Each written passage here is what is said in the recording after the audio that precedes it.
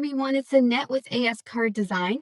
Did you know that 4 splotches are all it takes to create a colorful, balanced card background that feels playful without overwhelming your design? In today's card making tutorial, I'm sharing a 4 splotches technique that keeps things clean, simple, and easy to recreate, perfect for showcasing your stamped images and sentiments. So let's get started. This card was inspired by Natasha Foote's 6 splotches technique video number 1290. I loved the freedom and creativity of her approach and wanted to explore how the technique works with fewer splotches for a more streamlined look. I'll put a link to her video in the description below, so go ahead and check that out. As you can see here, I'm using the stamp set called a paper hug. Now, this was part of Gina K Design's 12 Days of Christmas box back in December of 2025. And this stamp set is not available right now on her website, but just check her website periodically to see if it does become available. I'll have all of the supplies linked in my description below. And I am also bringing in my Tombow water-based markers, and I'm just picking out some colors. I think I just went with 4 colors because I'm using 4 splotches, and I wanted a pastel kind of look. So I just pulled out 4 colors, and this card is very quick and is going to come together very quickly. We're just doing pretty much squiggling and ink stamping on the card panel. My card panel, that is a quarter sheet of cardstock, quarter sheet piece of cardstock, and I am going to use Master Layouts 2 to cut it later. But here I am just laying down some marker. I'm just making squiggly lines. You can make them as large as you want. You can do 2 large ones, 1 big one, but I wanted to do 4 instead of Natasha's 6 just to see what that would look like. There's just so many different possibilities with this technique. And I really appreciate Natasha's inspiration.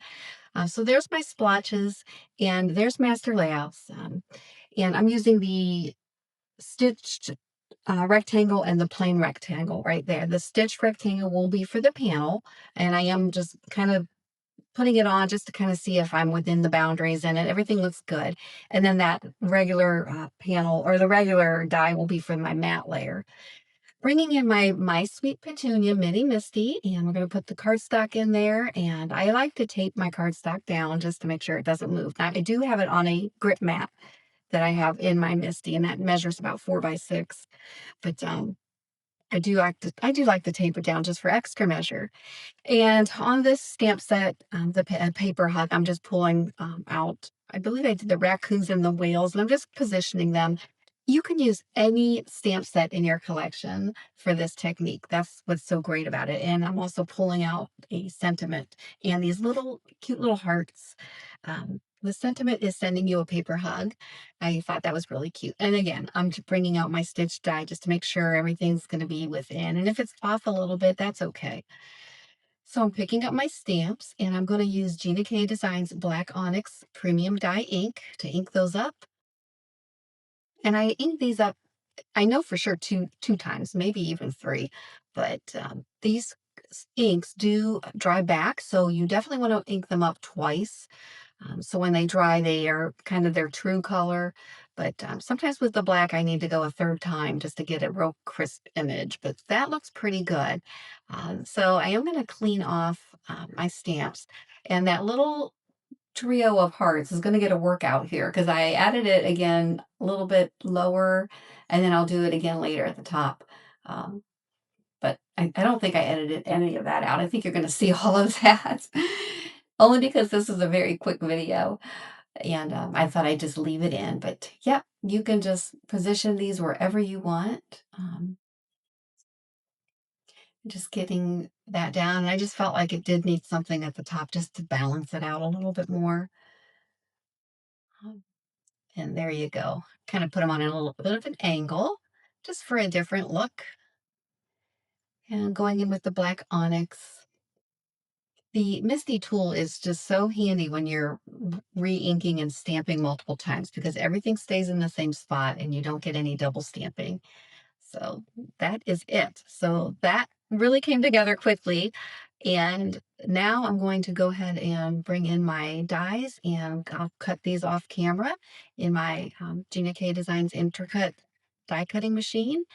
And there you go. You got the panel and the matte layer. I've got my card base, and we're just going to glue this card together. This Card doesn't have any layering, no foam tape, no embellishments. It's just ink and drawing on paper. Very easy, very quick card. But you can make, if you have like line art, you could put a beautiful floral line art to cover all four of those.